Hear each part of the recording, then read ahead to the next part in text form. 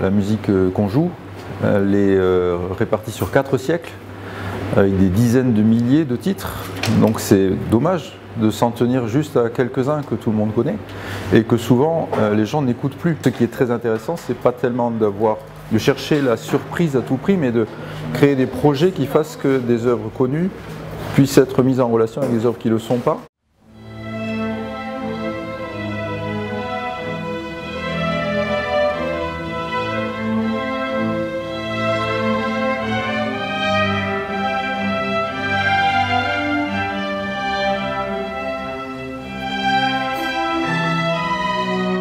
C'est aussi une façon de raconter les histoires différemment et de faire comprendre que dans la musique, les chefs-d'œuvre existent par centaines, par milliers, au bout d'un siècle on n'en aurait fait que 10%, et que souvent certains sont à découvrir parce que l'histoire avec un grand H fait que certains sont passés à côté de leur moment et que peut-être c'est l'instant maintenant de les redécouvrir.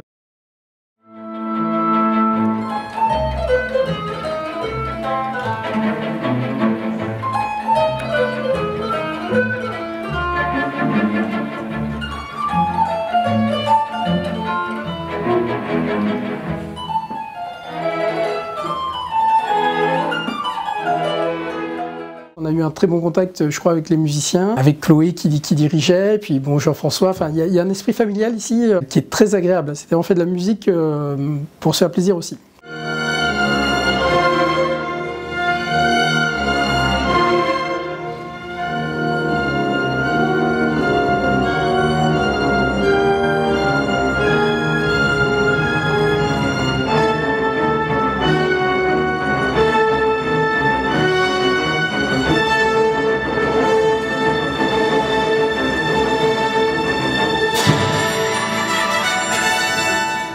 Je pense qu'on est, de tous les orchestres français, celui qui donne la plus grosse part de son activité pour les enfants. Quand on est enfant et jeune enfant, c'est le moment où on est le plus réceptif à la musique, aux arts, à la découverte. C'est le moment où on apprend le plus de choses possible. Simplement, il faut leur apporter des formes de spectacles différentes, des choses qui soient plus adaptées à eux.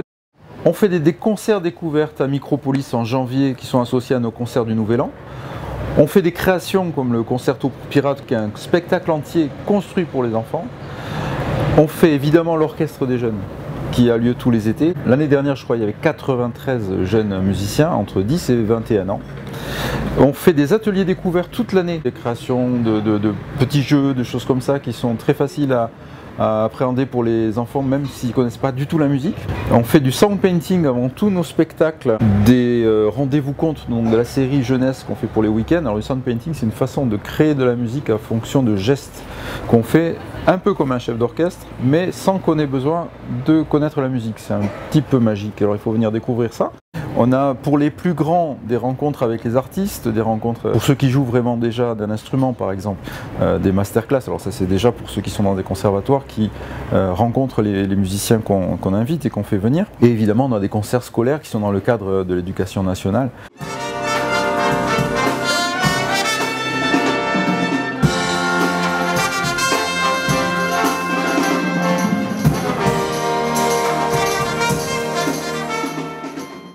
La meilleure chose était effectivement de lancer une saison familiale. Il se trouve que dans l'orchestre, on a beaucoup d'enfants, de musiciens. On voulait leur apporter, leur montrer des spectacles musicaux, leur donner des livres-disques qui soient intéressants pour eux, à des formats où c'est très accessible pour eux, donc c'est l'après-midi, le week-end.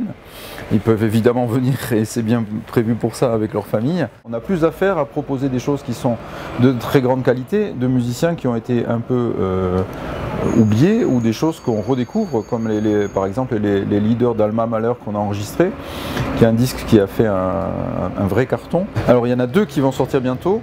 Il y a le disque qu'on a enregistré l'année dernière avec Karine Deshaies, donc une des plus grandes chanteuses actuelles, du grand opéra français. Ce disque-là devrait sortir en septembre, octobre, après les vacances. On a un autre disque qui est donc le nouveau carnaval des animaux qui s'appelle le carnaval gastronomique. Donc on a coécrit avec Bernard Friot sur la base évidemment de la musique de Saint-Saëns. C'est un livre-disque et c'est plutôt pour tout public.